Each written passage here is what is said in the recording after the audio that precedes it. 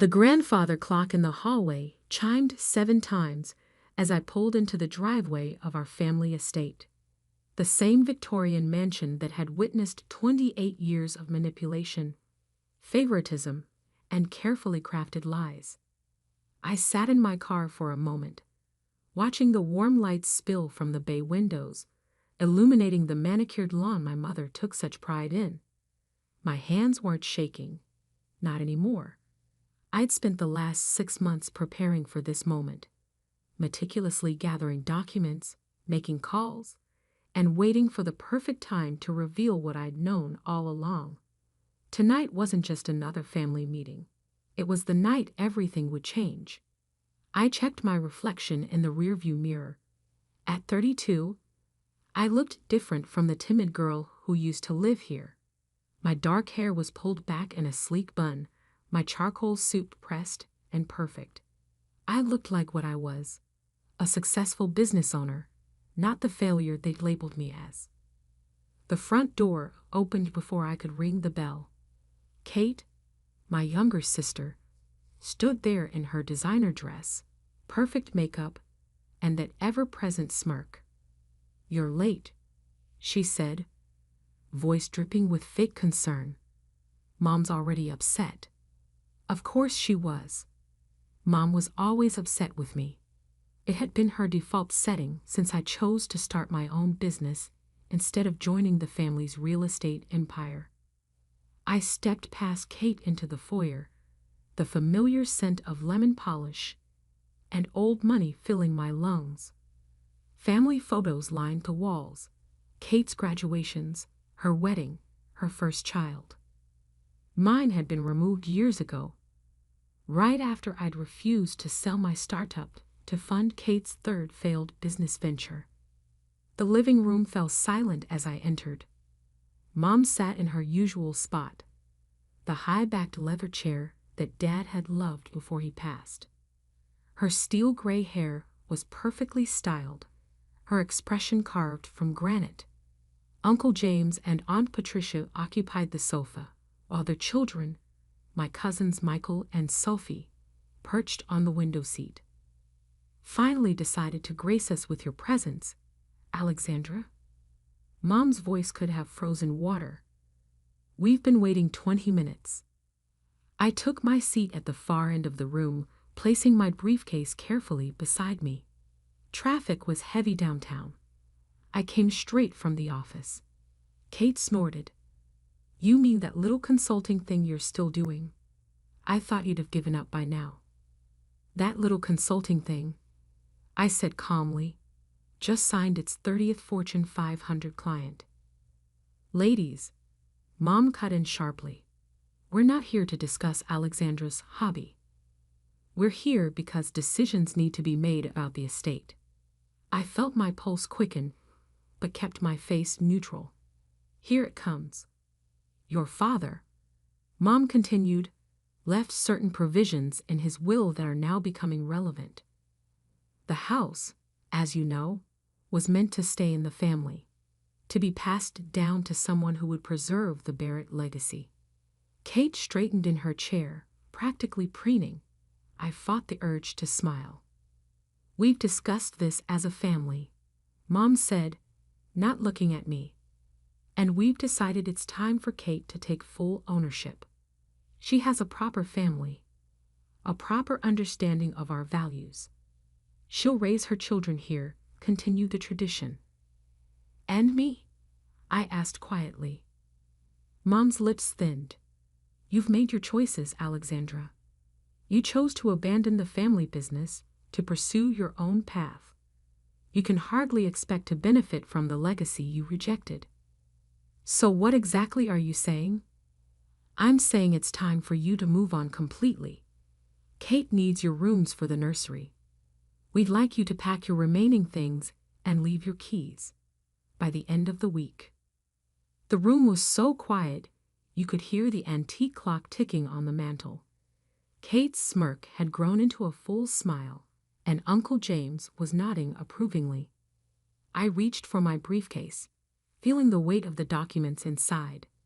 6 months of investigation, of quiet legal meetings, of uncovering what Dad had really done before he died. "That's an interesting decision," I said, my voice steady. "Especially considering Dad already transferred the deed to me 3 years ago." The silence shattered. Mom's face went white. "What did you say?" I pulled out the property papers, my hands still perfectly steady, and placed them on the antique coffee table. "Dad came to see me at my office about 8 months before he died. He knew about the embezzlement, Mom. He knew about the money you and Kate had been siphoning from the company accounts." Kate jumped to her feet. "You're lying." "Am I?" I pulled out another stack of papers. "These are the bank records, the transfers, the shell companies you created. Dad found it all, and he knew what you'd do to the family legacy once he was gone." Mom's face had gone from white to gray. "Alexandra, stop this nonsense immediately." "It's not nonsense." I stood slowly, straightening my jacket. "The house is mine. Has been for 3 years. Dad made sure of it before he died, and tomorrow I'm selling it. The proceeds will go to paying back the investors you defrauded." "You can't do this," Kate shrieked. "This is our home." "No," I said quietly. "This was Dad's home, and you betrayed everything he built. You have until tomorrow evening to pack your things. I've already notified the authorities about the fraud. They'll be here in the morning to begin their investigation." Mom stood on shaking legs. "You would destroy your own family?" I looked at her, really looked at her, and felt nothing but a calm certainty. "You destroyed this family the moment you chose greed over honesty. Dad knew it. That's why he trusted me with the truth." I picked up my briefcase and turned toward the door. Behind me, I could hear Kate starting to sob, Mom trying to dial her lawyer with trembling fingers. "Oh, and Mom," I paused at the doorway. "Those worthless dreams you mentioned. They just bought out your biggest competitor. Funny how things work out." The grandfather clock chimed 8 times as I walked out, its sound echoing through the house like a final judgment. In my car, I took a deep breath and pulled out my phone. "Yes, Mr. Harrison. Everything's set for tomorrow. Have the moving trucks here by 9. As I drove away, I caught one last glimpse of the house in my rearview mirror. It looked different now, more like a monument to lies than a family home. But tomorrow, it would be something else entirely. Proof that sometimes justice comes in unexpected ways. The next morning dawned crisp and clear, sunlight streaming through my hotel room windows. I hadn't slept at my apartment last night. Too many memories, too many chances for Kate or Mom to show up unannounced. Instead, I checked into the Four Seasons downtown, the same hotel where Dad used to take me for Sunday brunch when I was little. My phone had 47 missed calls. Mom, Kate, Uncle James, even cousins I hadn't heard from in years. The family grapevine must have been burning up all night. I scrolled through the text messages, each one more desperate than the last. "You can't do this to us. Think about your sister's children. Your father would be ashamed." That last one, from Mom, almost made me laugh. If only she knew how many hours Dad had spent in my office, methodically documenting their fraud, preparing for this very moment. At exactly 8:45 a.m., my phone rang. Diana Palmer, my attorney. "They're trying to file an emergency injunction," she said without preamble. "Your mother's lawyer is claiming the deed transfer was done under duress." I smiled, pouring myself a coffee. And I just submitted your father's video deposition, the one he recorded with the notary present. Judge threw out their claim in less than 10 minutes. How long until they receive the formal eviction notice? Sheriff's deputy is delivering it now. They have until 6 p.m. to vacate. I set down my coffee and walked to the window, looking out over the city skyline. Somewhere out there, Mom was probably having one of her famous meltdowns. Kate would be calling every contact she had, trying to find a way out of this mess. "What about the fraud investigation?" I asked. "FBI's Financial Crimes Unit is already at the house. Your mother's trying to claim ignorance, saying Kate handled all the finances. But the paper trail your father documented, it's airtight. They're both looking at serious charges." I closed my eyes briefly, remembering Dad's face the day he showed me the evidence. He looked so tired, so disappointed. "Keep me updated," I said, ending the call.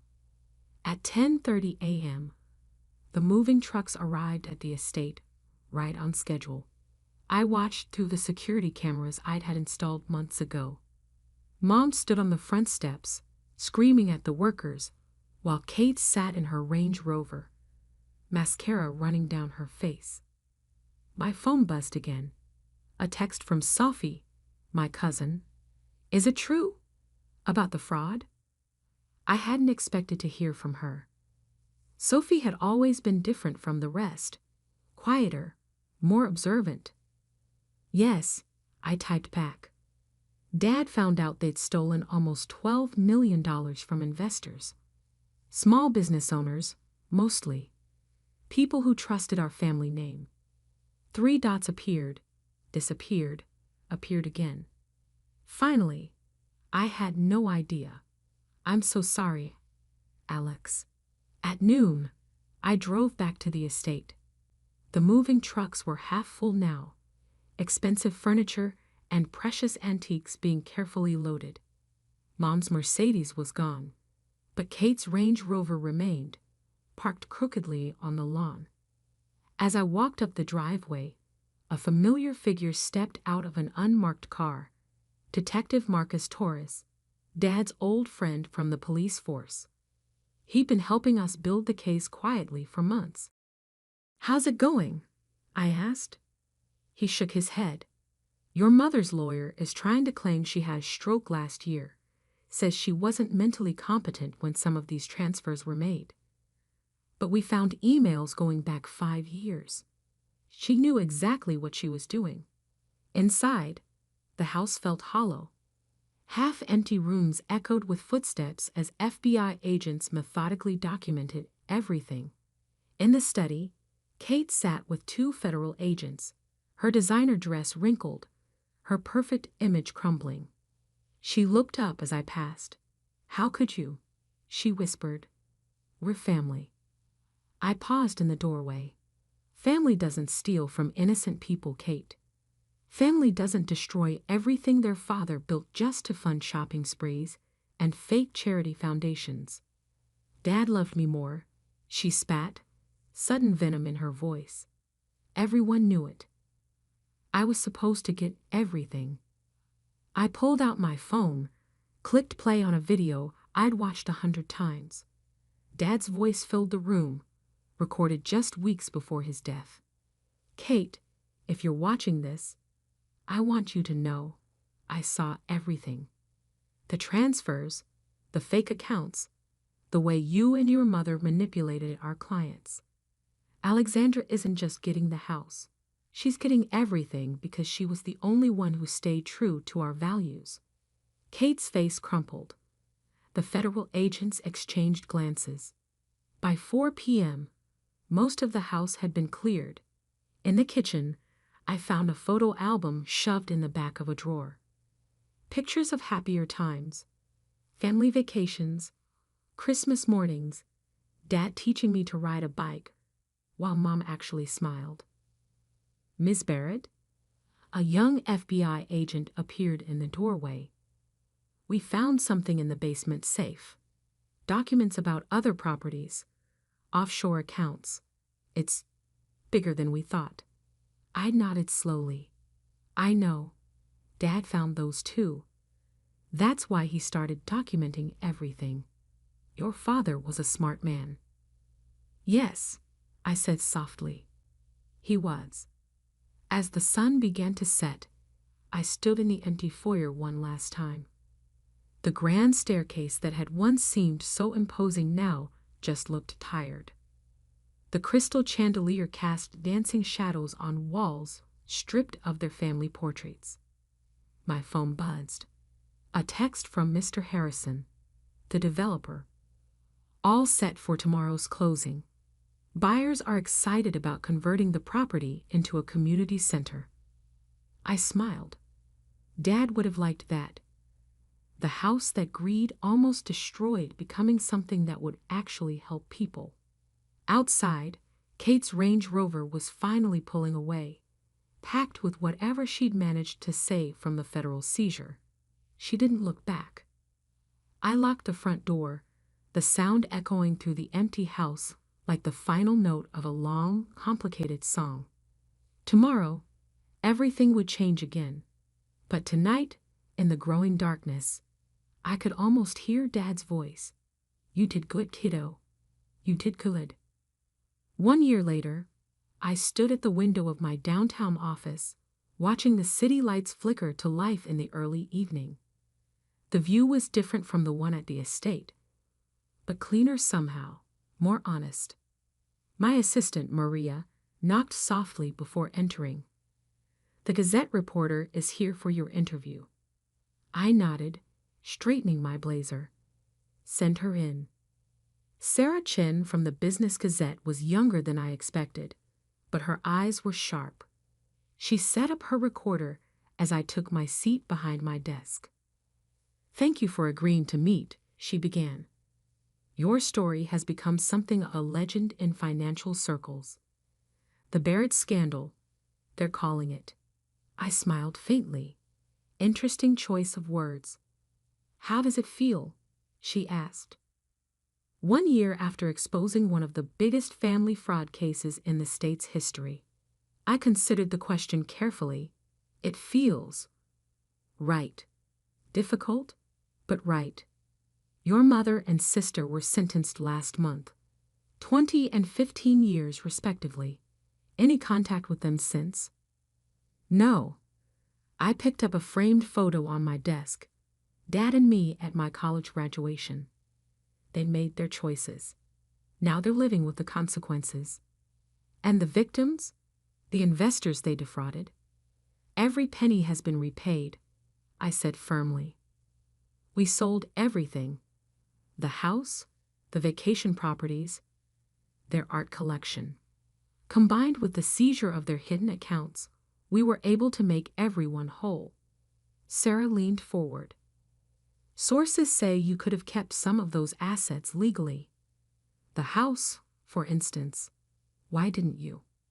Because it wasn't just about the money. It was about restoring faith in the Barrett name. Dad spent 30 years building a reputation for integrity. I couldn't let their actions be his legacy. The reporter nodded, making notes. And your company? Barrett Consulting has grown exponentially this past year. I smiled, genuinely this time. We just opened our 3rd office. Turns out there's a market for ethical business practices. Who knew? Your cousin Sophie joined the firm, I understand.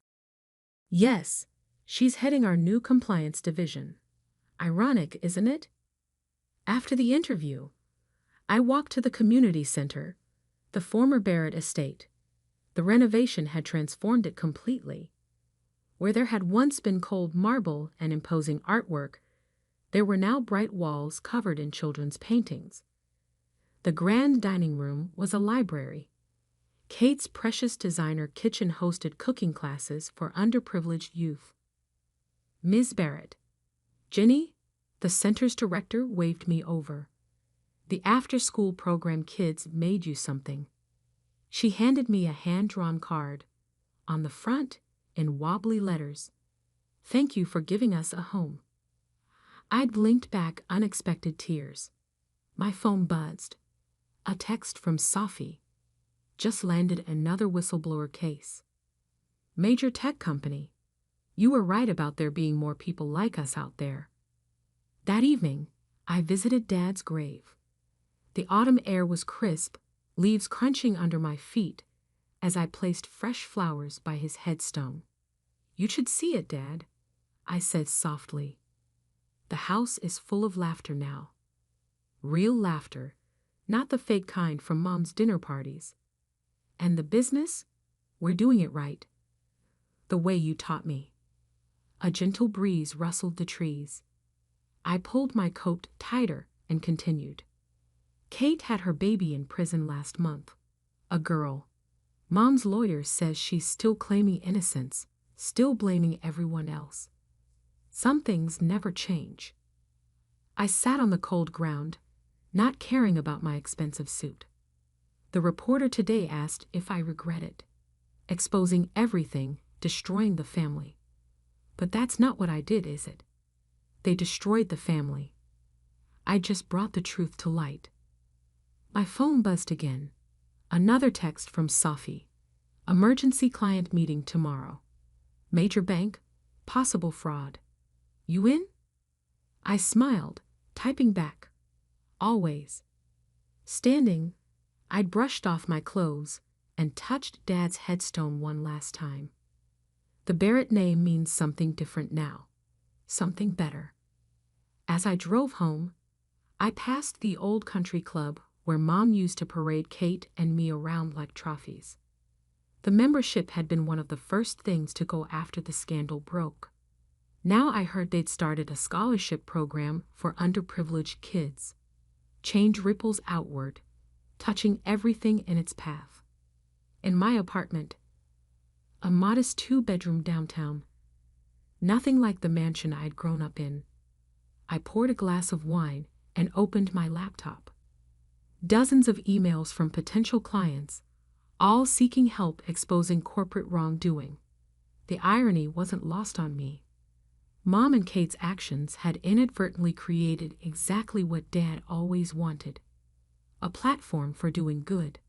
A final text came through as I was getting ready for bed. An unknown number. "You think you won, but family is forever. K." I didn't bother responding. Kate was right about one thing. Family is forever, but not the way she meant it. Real family is built on trust, on integrity, on doing what's right even when it hurts. Dad taught me that. And in the end, I'd proven to be my father's daughter after all. The next morning, I walked into my office early, just as the sun was rising over the city. Maria was already there, preparing for the day. "Ready for the new client meeting?" she asked. I smiled, thinking of all the twists and turns that had led to this moment. Always ready. We've got work to do. Because that's the thing about truth. It doesn't just set you free. It gives you purpose. And sometimes, purpose is the best revenge of all.